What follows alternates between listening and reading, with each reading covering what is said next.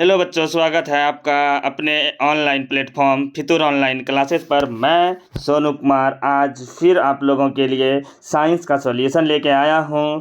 तो देर न करते हुए बच्चे जल्द से जल्द आप अपने 100% एक्यूरेसी के साथ अपने सभी प्रश्नों का हल देख लें। हम उम्मीद है आपका एग्ज़ाम बहुत ही अच्छा गया होगा। चलते हैं अगले प्रश्न अपने प्रश्न की ओर। आपका प्रश्न है, पहला प्रश्न कहता है कि किसी दर्पण की फोकस दूरी चिन्ह परिपाटी के अनुसार ऋणात्मक मानी जाती है। किस दर्पण की फोकस दूरी चिन्ह परिपाटी के अनुसार ऋणात्मक मानी जाती है? तो आप बहुत अच्छे तरीके से जानते होंगे, अवतल दर्पण की फोकस दूरी और वक्रता त्रिज्या ऋणात्मक होती है। चलते हैं अगले प्रश्न की ओर। आपका अगला प्रश्न है प्रश्न संख्या 2। जो कहता है कि अवतल दर्पण में आवर्धित काल्पनिक प्रतिबिंब बनाने के लिए वस्तु को कहाँ रखा जाता है? तो ऑप्शन नंबर ए हो जाएगा, फोकस और ध्रुव के बीच। अगला प्रश्न है आपका प्रश्न संख्या 3 कि प्रकाश के अपवर्तन के कितने नियम हैं? तो प्रकाश के अपवर्तन के 2 नियम हैं। इस प्रकार आपका सही आंसर ऑप्शन नंबर बी हो जाएगा। चलते हैं अगले प्रश्न की ओर। अगला प्रश्न है आपका प्रश्न संख्या 4। प्रश्न संख्या 4 कहता है कि किसी माध्यम के अपवर्तनांक का मान क्या होता है? किसी माध्यम के अपवर्तनांक का मान होता है ए ऑप्शन हो जाएगा sin i बटे sin r। चलते हैं अगले प्रश्न की ओर। आपका अगला प्रश्न कहता है कि लेंस की क्षमता का एसआई मात्रक क्या होता है? तो लेंस की क्षमता का एसआई मात्रक आप जानते होंगे, डायऑप्टर होता है। इसका सही आंसर हो जाएगा ऑप्शन नंबर डी। चलते हैं अगले प्रश्न की ओर। अगला प्रश्न है आपका प्रश्न संख्या 6। प्रश्न संख्या 6 कहता है कि अवतल लेंस में आवर्धन m बराबर क्या होता है? तो v बटे u होता है। चलते हैं अगले प्रश्न की ओर। आपका अगला प्रश्न है, हीरे का अपवर्तनांक कितना होता है? तो हीरे का अपवर्तनांक होता है 2.42। चलते हैं अगले प्रश्न की ओर। अगला प्रश्न है आपका 8 नंबर की एक फ्रिज में कितने सतहों से घिरा होता है? तो एक फ्रिज में बच्चों 5 सतहों से घिरा होता है। फ्रिज का निर्माण इस प्रकार से होता है, जब आप इसे मिला देंगे तो ये प्रिज्म बन जाता है। इस प्रकार इसमें टोटल सतहों की संख्या 5 हो जाती है। चलते हैं फिलहाल अगले प्रश्न की ओर। आपका अगला प्रश्न है प्रश्न संख्या 9 नंबर प्रश्न है कि निम्नलिखित में से किस लेंस को अपसारी लेंस कहा जाता है? दर्पण में अवतल लेंस को अपसारी लेंस कहा जाता है, जो प्रकाश की किरणों को फैलाने का काम करता है। चलते हैं अगले प्रश्न संख्या 10 की ओर। आपका 10 नंबर प्रश्न कहता है कि दृश्य प्रकाश में किस वर्ण का तरंगदैर्ध्य अधिकतम होता है? तो ये तरंगदैर्ध्य अधिकतम लाल रंगों का होता है। चलते हैं अगले प्रश्न की ओर। अगला प्रश्न है आपका कि प्रतिरोध का मान बढ़ाने के लिए प्रतिरोधकों को जोड़ना चाहिए समांतर क्रम में, पार्श्व क्रम में, समांतर क्रम में। दोनों एक ही है बच्चों, इसलिए आपका सही आंसर ऑप्शन नंबर डी हो जाएगा। इनमें से कोई नहीं। समांतर क्रम में प्रतिरोध घटता है, बढ़ता नहीं है। चलते हैं अगले प्रश्न की ओर। आपका अगला प्रश्न कहता है कि किस उपकरण में धन प्लस और ऋण माइनस चिन्ह नहीं होता है? तो ये एमीटर में नहीं होता। एमीटर का इस्तेमाल आप लोग जानते होंगे, धारा को मापने के लिए किया जाता है, विद्युत धारा को मापने के लिए किया जाता है, जिसमें प्लस और माइनस चिन्ह का प्रयोग नहीं होता है। बाकी कुंडली, सेल, वोल्टमीटर सभी में होता है। चलते हैं अगले प्रश्न की ओर। अगला प्रश्न है आपका प्रश्न संख्या, नंबरिंग थोड़ा सा मिस्टेक हो गया है तो कोई बात नहीं, हम लोग प्रश्नों पे फोकस करेंगे। आपका प्रश्न है कि सूक्ष्म बर्फ का रासायनिक सूत्र क्या होता है? तो ठोस CO2 को ही सूक्ष्म बर्फ कहा जाता है। चलते हैं अगले प्रश्न की ओर। आपका अगला प्रश्न है प्रश्न संख्या 25 की पोटेशियम की परमाणु संख्या 19 है, तो इसकी संयोजकता कितनी होगी? तो इसकी संयोजकता 1 होगी। आपका सही आंसर हो जाएगा 1। चलते हैं अगले प्रश्न की ओर। आपका अगला प्रश्न है आपका कि एल्केन का सामान्य सूत्र क्या आता है? तो एल्केन का सामान्य सूत्र आप जानते होंगे कि CnH2n+2 होता है।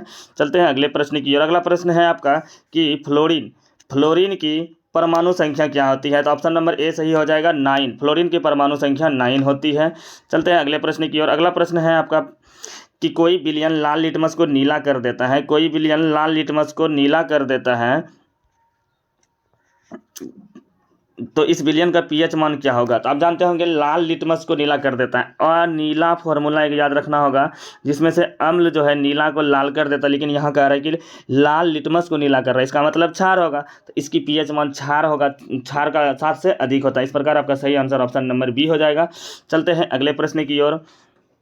अगला प्रश्न है आपका 29 नंबर प्रश्न कहता है कि ऑक्सीजन का परमाणु भार कितना होता है? यानी परमाणु द्रव्यमान होता है 16, O का 8 होता है परमाणु संख्या और 16 होता है परमाणु द्रव्यमान। चलते हैं अगले प्रश्न की ओर। आपका अगला प्रश्न है प्रश्न संख्या 30 नंबर प्रश्न कहता है कि बॉक्साइट निम्न में से किस धातु के अयस्क हैं? तो बॉक्साइट एल्युमिनियम के अयस्क होते हैं। चलते हैं अगले प्रश्न की ओर। आपका अगला प्रश्न है कि धातु की क्रियाशीलता का सही क्रम क्या है? तो धातु की क्रियाशीलता का सही क्रम होता है potassium sodium magnesium, potassium sodium magnesium, potassium sodium magnesium. तो इस प्रकार आपका सही आंसर हो जाएगा ऑप्शन नंबर डी। चलते हैं अगले प्रश्न की ओर। आपका अगला प्रश्न है 32 नंबर कि Fe2O3 plus A2Al plus Al2O3 plus Fe निम्नलिखित में से किस प्रकार की अभिक्रिया है? तो इसमें देखते होंगे कि Fe को Al अलग कर दिया है, तो मतलब विस्थापित कर दिया है। तो इस प्रकार आपका सही आंसर हो जाएगा विस्थापन अभिक्रिया। चलते हैं अगले प्रश्न की ओर। आपका अगला प्रश्न है प्रश्न संख्या 33 नंबर प्रश्न कहता है कि अभिक्रिया जिसमें आयनों का आदान प्रदान होता है, आयन मतलब धन आयन और ऋण आयन का प्रदान होता है, इस प्रकार की अभिक्रिया को हम लोग कहते हैं द्विविस्थापन अभिक्रिया। चलते हैं अगले प्रश्न की ओर। आपका अगला प्रश्न है प्रश्न संख्या 34 नंबर कहता है कि निम्नलिखित में से कौन समीकरण संतुलित नहीं है? तो इस प्रकार आप सभी संतुलित समीकरण है, बाकी डी नंबर समीकरण जो है आपका संतुलित नहीं है।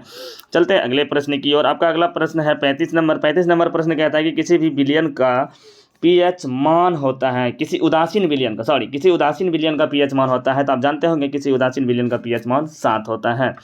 चलते हैं अगले प्रश्न की ओर। अगला प्रश्न है आपका 36 नंबर प्रश्न कहता है कि निम्नलिखित में से प्राकृतिक सूचक कौन है? तो प्राकृतिक सूचक आप जानते होंगे हल्दी। चलते हैं अगले प्रश्न की ओर। आपका अगला प्रश्न है कि धोबिया सोडा का रासायनिक सूत्र क्या है? तो आप जानते हैं धोबिया सोडा को ही धोबन सोडा कहा जाता है, जो होता है Na2CO3 × 10H2। इसको कहा जाता है सोडियम कार्बोनेट कहा जाता है। अगला प्रश्न की ओर चलते हैं। आपका अगला प्रश्न है 38 नंबर प्रश्न कहता है कि निम्नांकित में कौन विजातीय यौगिक है? तो विजातीय यौगिक इसमें से खरिया, चूना, पत्थर, प्लास्टर और पेरिस सभी एक ही जैसा होते हैं। बाकी संगमरमर जो होता है इसका सूत्र होता है CaCO3, इसलिए विजातीय यौगिक हो जाएंगे आपके संगमरमर। चलते हैं अगले प्रश्न की ओर।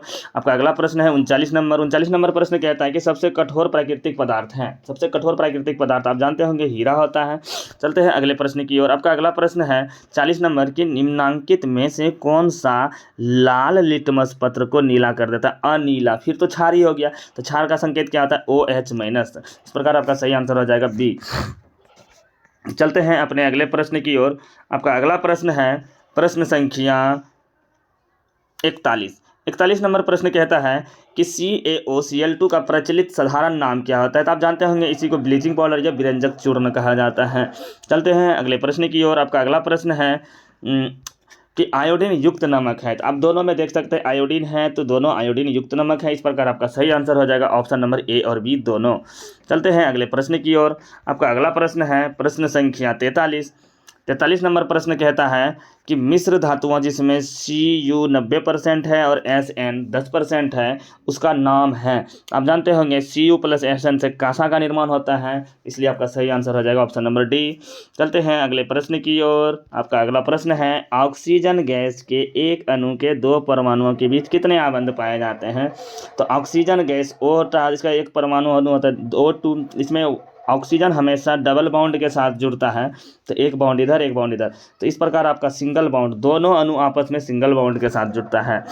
चलते हैं अगले प्रश्न की ओर। आपका अगला प्रश्न है 45 नंबर प्रश्न कहता है कि जसतपूत यानी जस्ते का फूल किसे कहा जाता है? तो जिंक ऑक्साइड को ही जस्ते का फूल कहा जाता है, ZnO को ही जस्ता का फूल कहा जाता है। चलते हैं हम अगले प्रश्न की ओर।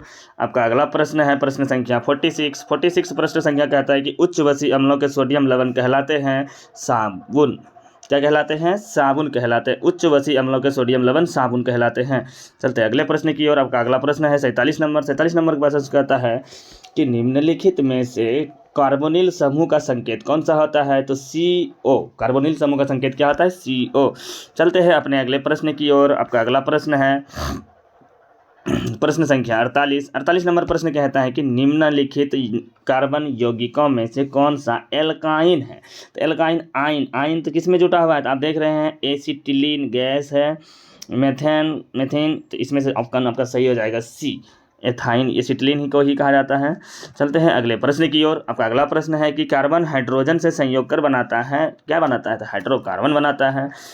चलते हैं अगले प्रश्न की ओर। आपका अगला प्रश्न है प्रश्न संख्या 50 नंबर प्रश्न कहता है कि बोरॉन एवं एल्युमिनियम आवर्त सारणी के किस वर्ग के तत्व हैं? तो ये आवर्त सारणी के दिख नहीं रहा है बढ़िया से, ऑप्शन नंबर सी वर्ग 13 के सदस्य हैं। वर्ग 13 के सदस्य हैं बोरॉन और एल्युमिनियम दोनों। चलते हैं अगले प्रश्न की ओर। आपका अगला प्रश्न है कि मूत्र का पीला रंग किस वर्णक के कारण होता है? तो मूत्र का पीला रंग यूरोक्रोम के कारण होता है। का सही आंसर ऑप्शन नंबर बी हो जाएगा। चलते हैं अगले प्रश्न की ओर। आपका अगला प्रश्न है कि बाघ किस प्रकार के उपभोक्ता है? तो बाघ जो है तृतीय पोषी स्तर का उपभोक्ता है, जिसमें होता है प्राथमिक उपभोक्ता, द्वितीय उपभोक्ता, तृतीय उपभोक्ता। एक होता है उत्पादक, क्या होता है? उत्पादक। तो यहाँ बाघ आपका तृतीय पोषी स्तर हो जाएगा। चलते हैं अगले प्रश्न की ओर। अगला प्रश्न है आपका प्रश्न संख्या 53 नंबर प्रश्न कहता है कि पित्त का स्राव होता है। तो आप जानते होंगे पित्त का स्राव यकृत से होता है। यकृत हमारे शरीर का एक ऐसा अंग है जो पुनः निर्मित हो सकता है। जैसे छिपकली की पूंछ फिर से जन्म हो सकता है, उसी तरह यकृत हमारे शरीर में पुनः निर्मित हो सकता है। मनुष्य, बिल्ली, चमगादड़ के अग्रपाद होते हैं, समजात अंग होते हैं। चलते हैं अगले प्रश्न की ओर। अगला प्रश्न है आपका प्रश्न संख्या 55 नंबर प्रश्न कहता है कि निम्नांकित में से कौन पुनरुद्ध भवन का उदाहरण है? तो इसमें हाइड्रा जो है आपका वो पुनरुद्ध भवन का उदाहरण है। हाइड्रा एक ऐसा जीव है जिसमें रक्त नहीं होता है परंतु श्वसन करता है। चलते हैं अगले प्रश्न 56 नंबर की ओर। आपका 56 नंबर प्रश्न है कि किसी जीव की जीनी संरचना जीनोटाइप कहलाता है। किसी जीव की जीनी संरचना जो कहलाता है वो जीनोटाइप कहलाता है। अगला प्रश्न है आपका प्रश्न संख्या 57 नंबर प्रश्न कहता है कि रक्त का लाल रंग निम्नांकित में से किस प्रोटीन की उपस्थिति के कारण होता है? तो आप सभी जानते होंगे हीमोग्लोबिन की उपस्थिति के कारण। रक्त का लाल रंग हीमोग्लोबिन की उपस्थिति के कारण होता है। रक्त आप जानते होंगे तरल संयोजी उत्तक होता है। चलते हैं अगले प्रश्न की ओर। आपका अगला प्रश्न है प्रश्न संख्या 58 कि क्लोरोफिल वर्णक का रंग होता है।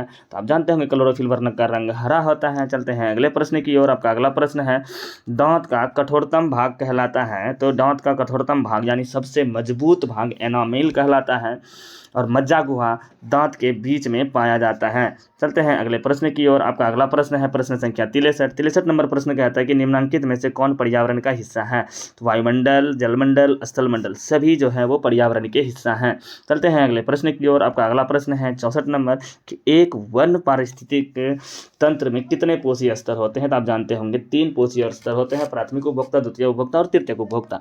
चलते हैं अगले प्रश्न की ओर। आपका अगला प्रश्न है फल पकाने वाला हार्मोन एथिलीन या एसिटिलीन इसी को कहा जाता है। चलते हैं अगले प्रश्न की ओर। आपका अगला प्रश्न है अपघटक का उदाहरण है।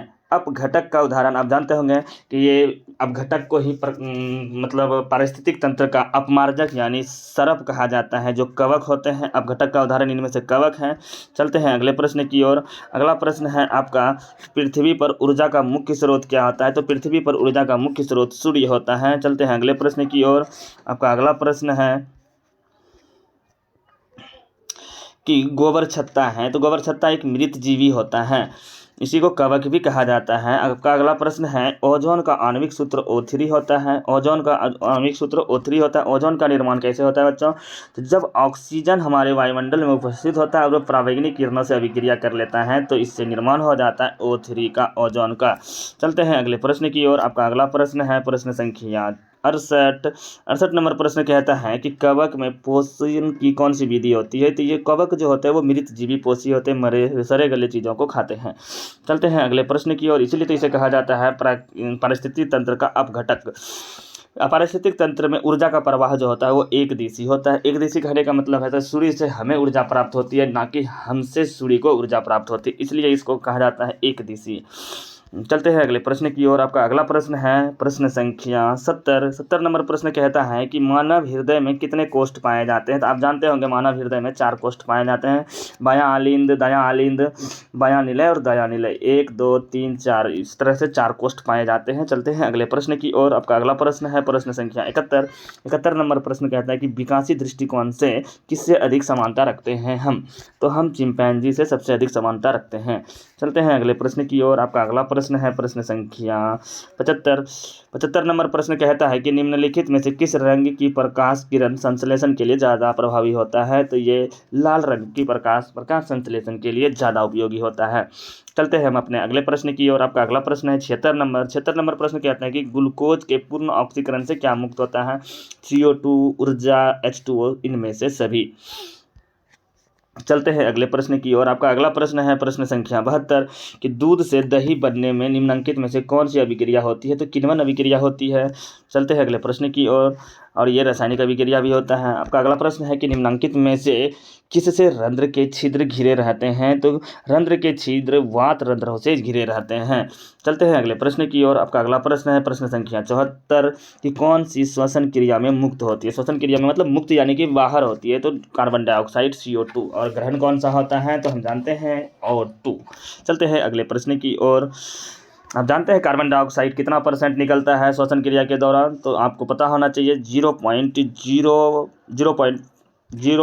0.03% हम लेते हैं, लेकिन निकालने टाइम हम 4% निकालते हैं।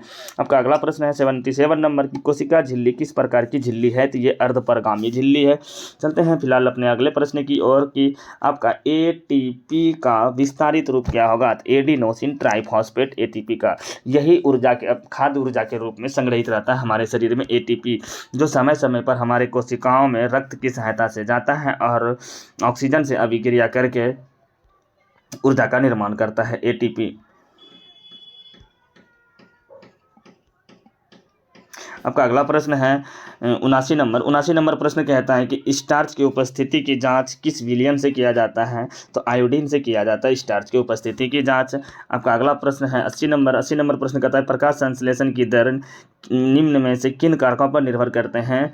तो प्रकाश संश्लेषण की दर प्रकाश के गुण पर, ना ही प्रकाश की मात्रा पर। प्रकाश की मात्रा पर डिपेंड करता है। चलते हैं अगले प्रश्न की ओर। आपका अगला प्रश्न है प्रश्न संख्या उधर छूट गया था बच्चों 21 नंबर प्रश्न। आपका 21 नंबर प्रश्न है कि श्वेत प्रकाश में वर्ण विक्षेपण उत्पन्न होता है प्रिज्म के कारण। चलते हैं अगले प्रश्न की ओर। आपका अगला प्रश्न है प्रश्न संख्या 22 कि सौर ऊर्जा को सीधे विद्युत में बदलने वाली युक्ति कौन सी है। आप जानते होंगे सौर सेल। चलते हैं अपने अगले प्रश्न की ओर। आपका अगला प्रश्न है प्रश्न संख्या 23 नंबर प्रश्न कहता है कि निम्नलिखित में से कौन प्रबल क्षारक है। तो NaOH आपके प्रबल क्षारक हैं। चलते हैं अपने अगले प्रश्न की ओर। 19 नंबर प्रश्न भी छूट गया था बच्चों। आपका 19 नंबर प्रश्न है कि जो दहन कर ऊष्मा उत्पन्न करते हैं उन्हें क्या कहा जाता है। उन्हें ईंधन कहा जाता है। चलते हैं अपने अगले प्रश्न की ओर कि यूरो 2 का संबंध है वायु प्रदूषण से। आपका एक भी प्रश्नों को छोड़ना नहीं है, हम सारे प्रश्न आपका लेके आए हैं, सारे प्रश्न का सॉल्यूशन भी करवाना है। तो आपका अगला प्रश्न है 17 नंबर, उधर से स्किप हो गया होगा कि निम्नलिखित में से कौन ऊर्जा का अनवीकरणीय स्रोत है। आप जानते होंगे इसमें से पेट्रोलियम जो है वो ऊर्जा के अनवीकरणीय स्रोत हैं। अगला प्रश्न है आपका कि जीवाश्म ईंधन की ऊर्जा का वास्तविक स्रोत क्या आता है। तो जीवाश्म ईंधन यानी कि हमारे पृथ्वी पर सभी प्रकार के ऊर्जा का जो सबसे मुख्य स्रोत है वो है सूर्य। इस प्रकार आपका सही आंसर हो जाएगा B। आपका अगला प्रश्न है प्रश्न संख्या 15 कि 15 नंबर प्रश्न कहता है कि एक एमीटर के 0 तथा 2A के अंकों के बीच 20 विभाग हैं, तो एमीटर का अल्पमतांक क्या होगा। तो 0.01A 2A, तो इसके बीच में 10 हैं, तो 10 से 0 जब हम 1 को 10 से भाग देंगे तो आंसर सही रूप से क्या आ जाएगा 0.1। इस प्रकार आपका सही आंसर हो जाएगा ऑप्शन नंबर B 0.1 एम्पियर। चलते हैं अपने अगले प्रश्न की ओर। आपका अगला प्रश्न है कि यदि कोई प्रतिरोध समांतर हो तो उसके समतुल्य प्रतिरोध क्या होंगे। प्रत्येक प्रतिरोध से कम हो जाएंगे। आप जानते हैं कि समांतर क्रम में प्रतिरोधों का जो संयोजन होता है 1/R बराबर 1/R1 प्लस 1/R2 के रूप में होता है ... चलते हैं फिलहाल अपने अगले प्रश्न की ओर। आपका अगला प्रश्न है प्रश्न संख्या 13 भी छूट गया था बच्चों। आपका 13 नंबर प्रश्न कहता है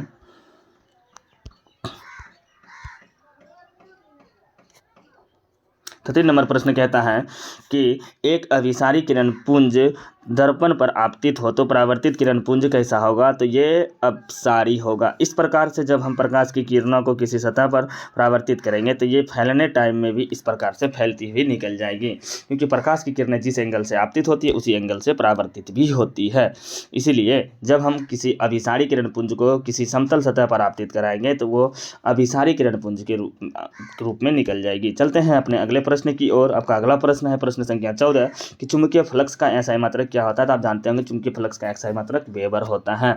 चलते हैं अपने अगले प्रश्न की ओर। आज आपका इतना ही था। फिलहाल हम पूरे प्रश्नों का सॉल्यूशन कर चुके हैं। उम्मीद करते हैं आपको वीडियो अच्छा लगा होगा। वीडियो अगर अच्छा लगा होगा तो कमेंट करके ज़रूर बताएं कि वीडियो आपको कैसा लगा, और वीडियो को लाइक करें, चैनल को सब्सक्राइब करें। जय हिंद, जय भारत मेरे प्यारे सभी बच्चों को।